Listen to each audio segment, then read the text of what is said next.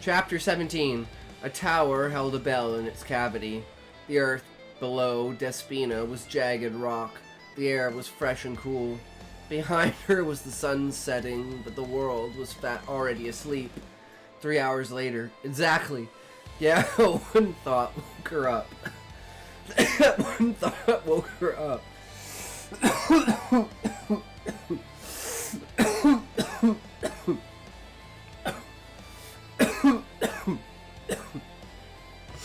Despina never saw the sun before.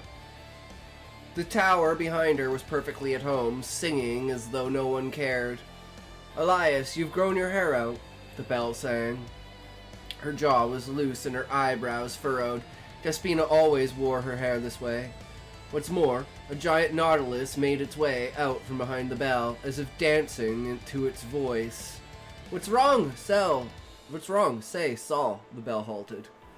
"She is not us. She is not us," said the creature, the animal's eye exploding, then regenerated. "Then we'll destroy her," the bell screeched. Blood spurted out of Despina's ears. Her eyes rolled behind her head. Before she fainted, she felt an arm crossed behind her back, another behind her legs. "We'll be seeing you, Isabel." The church. A sea of flowers below the pews swallowed the seas where Despina slept. Isabel hunched over her. There was Ghost Bell, Try the out flower. The chat commands. Talent, T, power level, PL, 8 ball, or try out my new emotes. Use TDS's. TDS bring your magic spark to the chat. Commands for a full list. Yes, TDS definitely does, except when TDS is broken, Smokey. As it is today. Again, fucking broken. Botrix needs to figure their shit out. I don't understand how this happens. Like, how does and I don't change the TTS voice. Like, just some days this is what that specific picked TTS is, and some days it's not. I don't understand how it's even possible for that to be a thing. But I don't know code, so... There was Ghost Bell, the flower that was the memories and faces of child ghosts who suffered from Howling Red. There was Future Tell, the divination flower that could send curses and deals to any other flower in any other future or past. It was rare to see any Future Tell with 2 or 4 eyes, and any Future Tell with more than 3 held a curse in its head. Any Future Tell with less tells a story. I know a bit of Python. Okay, go fix it, Smokey. Add a second audio route for us to be able to mute music on the stream. So that when you play music, it can mute music and not mute the stream if it's copyright music. Then you can still hear the person talking, but you don't hear the music, right? That would be my main purpose for it. Would be to make it so you don't have to mute the entire stream. You can just mute that audio track which has the song on it. Or whatever the copyright audio is.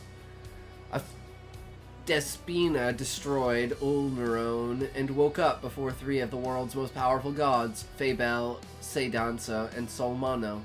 Together, these 3 decide the fate of every leg that split from Fabel long ago. Said, should death ever fall in love, all those associated with his lover are to go to his wedding. Anyone who goes will perish. And Belfry, Fabel's opposite, promised to protect the star and everyone she knows.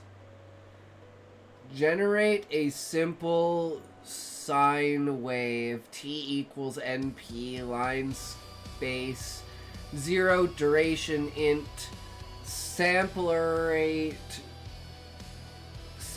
rate, duration, endpoint false, tone equals 0.5, star np sin bracket 2 star np.pi bracket 440 star t hashtag 4a note hashtag define callback that sends audio to 2 routes def callback bracket out audio frames time status if status print status out data bracket colon bracket equal NP column stack tone frame frames tone frames duplicate to stereo. Okay, now implement it. Did you use AI for that? Okay, but how do you implement it into the site? How do I create a website, Smokey, that allows me to differentiate the audio channels of an outgoing stream? We gotta build this website from the ground up. You get all the money and I'll put all the creativity into it. How about that, Smokey? You gotta stick it up your butt.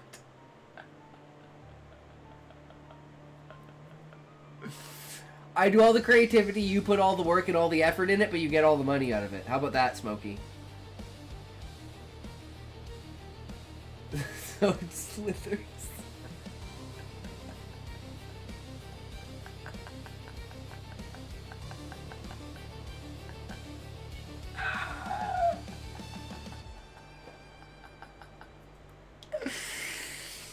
Okay. Okay. Before Despina could destroy the entirety of Ulnaron, Isolde and Silwen hid almost everyone away, far below one of Belfry's churches. They promised Isabel they'd find a way to defeat the Children of Pride and restore Ulnaron, at least to a version of the town that would please the Aggregate. If only the Aggregate still had her powers, finished the future tell. Angela, dim down, please. I know you're upset, but you're burning the poor girl, said Isabel. Despina struggled to fully open her eyes. The room was the brightest pink she'd ever seen. Flowers that bloomed from the walls hid from the heat. Isabel sung and the flowers grew towards Angela.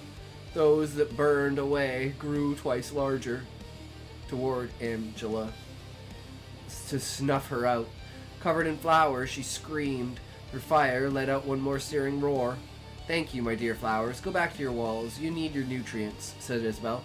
Angela sat splayed out on the graying redthorn floors. Despina looked above the girl to see Isolde and Silwen kissing on the stage. Isabel placed a palm over Despina's head and erased her injuries from history. But there was one person whose existence was a tear in the page, a person Despina cared for dearly. Isabel grabbed a sculpture of a bird from the shelf behind her and wound it up. It spoke. Despina, Despina, tell me you remember me, said the bird. Gawain, said Despina. She removed some of the vines around her body and placed her hands on Gawain. No longer an unfinished sculpture of a bird, was now a very finished sculpture of a bird. Despina grabbed the bird and cried out, Gawain! She didn't want to end up like her mother, but Despina did exactly what her mother had done to countless others, transformed an innocent child. Shut the fuck up, Smokey. You don't know what you're talking about, okay? Get in line, motherfucker. How rude. Despina placed a finger at the beak and opened it. Gawain, she asked. He can't speak unless you wind up his tail, said Isabel. Despina grabbed Gawain's tail and spun it 5 times. You really should have made me a real bird, said the frustrated toy. Well, if she never transformed you in the first place, you could have rewritten history and we wouldn't be stuck down here, complained Angela. Her fire burned hotter once again. Flowers, Isabel sang to the flowers upon Angela. She threw spikes of fire across her body and killed each of them, yelling. The buds are your weakness, said Angela. You should know that's also their strength. Isabel would have the future tells curse the girl, but she's Ember Cage and no flower would ever dare.